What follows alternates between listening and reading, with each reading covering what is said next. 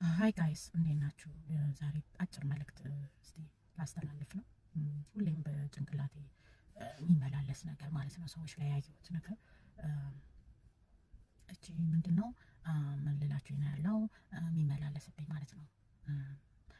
ለምንድን ነው ራሳችንን ማንመስለው? ራሳችንን ፈልገን ራስን ፈልጎ ማግኘት ማለት በቃ ትልቅነት ነው በእውነት እና ብዙዎቻችን ማለት ነው ጓደኛችንን ለመምሰል ወይ ደግሞ በቃ አካባቢያችን ጎረቤታችንን ለመምሰል እማንፈነቅለው ድንጋይ የለም፣ እማንፈነቅለው ተራራ የለም። ተራራ እና ምን ላስተላልፍላችሁ መሰላችሁ?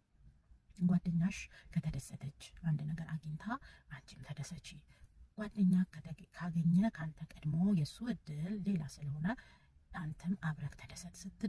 ስትደሰት ለአንዱ እጥፍ ሆኖ ይመጣል እና ለአንተ ደግሞ ያበረከት ወደ አንተም ይመጣል እና እግዚአብሔር ሁላችንንም አይበድለንም።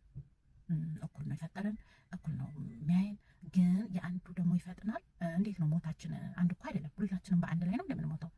የሞታችን የቀን ሞታችንም እንደተለየ እድላችንም እንደዛችን ትለያለች እና አንዱ ቀድሞ ሊያገኝ ይችላል ከመሀላችሁ ማለት ነው እና አብሮት መደሰት አብሮ ደስታ መካፈል እንጂ ለምንድን ነው እሷ ከኔ በለጠች እሱ ከኔ በለጠ ከኋላ ተነስቶ እኔ ስፍጨረጨር በቃ ብላችሁ ብዙዎቻችሁ በጣም የቅናት መንፈስ የምትቀኑ ሰዎች አላችሁ እና ያ ደግሞ መልሶ አመድ አፋሽ ነው ያደርጋችሁ።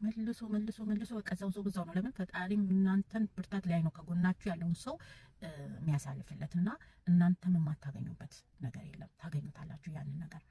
ጓደኛ ለጓደኛ ከተደሰትክ፣ ለወንድምህ ከተደሰትክ፣ ለእህትሽ ከተደሰትሽ አንቺም ያንን እድል መልሰሽ አንተም ያንን እድል መልሰህ ታገኘዋለህ እና በረከትም ለዛ ሰው ይሆናል። ግን አሲዳም አትሆኑ። አሲድ በቃ እሷ ካገኘች እሱ አገኘ ብላችሁ አሲዳም ከሆናችሁ የባሰ ድምቅምቅ ያለ አመዳም አሲዳም ነው የምትሆኑት መልሳችሁ እና ይቆያል እንጂ የእናንተ እድል አለ፣ ታገኙታላችሁ። ግን ተደሰቱ። ለአንዱ ላገኘ አትመቀኙ፣ ተደሰቱ፣ ደስታን ተካፈሉ። እናንተም ያንን እጥፍ ሆኖ ልታገኙ ትችላላችሁ እና ድንጋይ አትፈንቅሉ።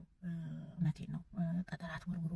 እንዴት ነው ያገኘችው? እንዴት ነው እኔ በቃ ሳላገኝ እኔ ከኋላ ተነስታ እንደዚህ እኔ ከኋላ እንዴት እኔ ስለፋ ነበረ እሷ ሳትለፋ በአንዴ አገኘች። የእሷ እድል ሌላ ነው፣ የእሱ እድል ሌላ ነው እና ይህንን መልእክት ላስተላልፍ ነው። ሁሌም የሰው ልጅ ላይ ባህሪያችን የማየው ነገር ነው እና ተደሰቱ። አንዱ ላገኘው ተደሰቱ። እናንተም ደግሞ እግዚአብሔር ቀን አለው ያስደስታችኋል እና አትናደዱ። እድሜያችሁን አታሳጥሩ። በዛ በሽታ፣ ደም ብዛት፣ ትኩሳት በቃ አይሁንባችሁና እንዴት ነው ያገኘችው? ረማይቱ ተነቅሎት እኮ ድንጋይ የለም። እሷ የሆነ መድኃኒት አድርጋ ነው እንዲያርጋ ነው በቃ እሷ ባገኘችበት አግኝታለች። መድኃኒትም ታድርግ መድኃኒትም ያድርግ ዞሮ በቃ ካደረገ ያ ሰው መድኃኒትም